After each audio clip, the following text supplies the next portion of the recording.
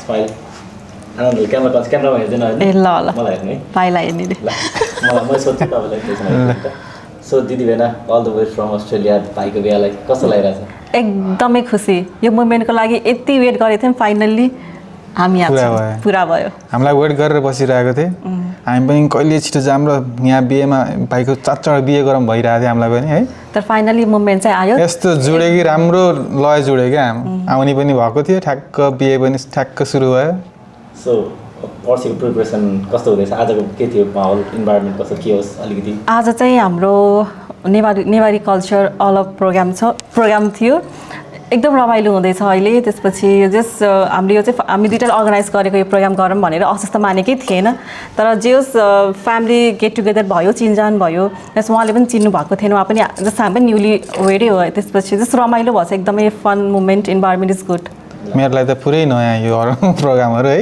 सबलाई चिन्दैछु थोरै अलिअलि गर्दै चिन्दैछु रमाइलो भइरहेछ मलाई पनि सो दिदीलाई सोध्छु पहिला सो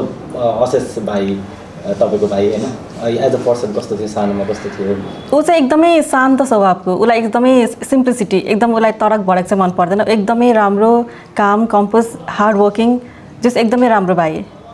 हजुरलाई कस्तो ओहो भाइ एकदम शान्त स्वभावको छ म उसित बोल्दाखेरि म अलि डराउँछु कि एकदम पर्सनालिटी उसको राम्रो छ क्या धेरै है मभन्दा अलि माथिको हो कि भन्ने पर्सनालिटी छ क्या उसको त्यो मलाई एकदम राम्रो लाग्छ उसको पर्सनालिटी अनि ऊ चाहिँ नि सधैँ मलाई सम्मान गरेर बोल्ने है मलाई कस्तो राम्रो धेरै राम्रो व्यवहार गर्ने कि अनि त्यो चाहिँ एकदम राम्रो लाग्छ मलाई सो पर्सि जन्ती जाँदै हुनुहुन्छ रुपसानालाई पहिला पनि भेट्नु भएको कस्तो लाग्यो रुपसाना इज टु गुड होइन अब उसँग त्यस्तो एकदमै क्लोज त भएको छैन कहिले काहीँ आउने जाने जस उसँग रिलेसनसिप चाहिँ राम्रै छ अब जस सानो बहिनीको रूपमा भित्राउँदैछु जस एकदम एक्साइटेड छु फुल अन हजुरले भेट्नु भएको मैले त रुपसानालाई भेटेको छैन भिडियोमा चाहिँ देखिरहेको छु उसलाई सो पर्सि जन्ती जाँदै हुन्छ भाइको बिहा के छ प्लानिङ तपाईँको के छ थिङ्किङ के थियो प्लानिङ त जस एकदमै रमाइलो गर्ने एकदमै डान्स गर्ने किन हाम्रो बिहामा त जस यस्तो केही गर्न पाएन नि जस मैले भाइको बिहे वेटै गरेको थिएँ एकदमै इन्जोय गर्ने डान्स गर्ने फुल अन जस त्यही मुडमा छौँ कि जस्ट फुल अन मस्ती गर्ने रमाइलो गर्ने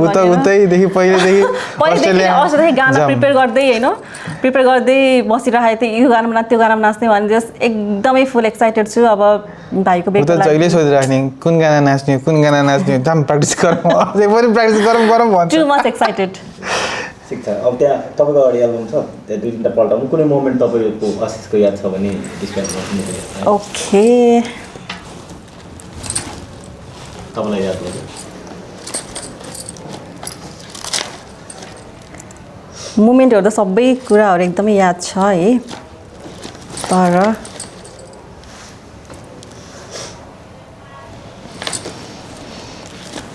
सबै पल्टाउनु पर्ने उन्डा गर्दै हेर न यो कहाँ जाँदा यो चाहिँ हामी first time Pokhara first time प्लेनमा बसेर फर्स्ट टाइम पोखरा भिजिट यो फर्स्ट टाइम भयो अनि यो मुमेन्ट पनि धेरै रमाइलो छ एकदमै रमाइलो छ यो मुमेन्ट पनि किनभने मेरो यस्तो बोइस कट बाल थियो नि त अनि भाइ चाहिँ एकदमै क्युटी टाइपको के अनि मलाई जस्तो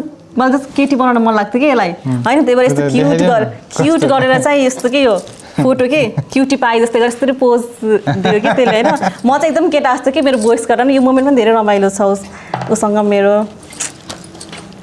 जस्तै यो मोमेन्ट पनि होइन उसलाई एकदम बन्दुकको सोख के अनि ड्याडी चाहिँ घोडा बसेर अनि एकदम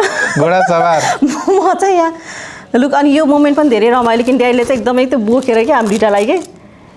यो मोमेन्ट पनि धेरै रमाइलो छ उसँग बितेको यसको एउटा फोटोहरू पनि छ कि अनि यो पनि एकदम स्कुल जाँदाखेरिको यो फर्स्ट टाइम हामीले खिचेको कि यो दिदीभाइले खिचेको यो हाम्रो पारी बोटलमा यो पनि एकदम प्रिसियस मोमेन्ट फोटो चाहिँ हो कि यो मोमेन्ट यो फोटो ठुलै गरेर राखेको छु कि मैले चाहिँ जे उसँग बिताएको हरेक पल एकदम रमाइलो र अनफर्गेटेबलै हो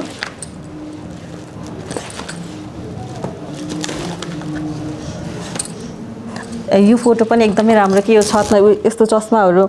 मसँग धेरै थियो उसले चाहिँ मेरो चस्मा लगाएर उसले फोटो खिचेको कि क्युटी पाए जस्तै गरेर के उ गरेर होइन यो फोटो धेरै रमाइलो मोमेन्टहरू छ धेरै दुईवटा सर्ट दिनुपर्छ अब यो पल्टको अहिलेको मोमेन्टहरू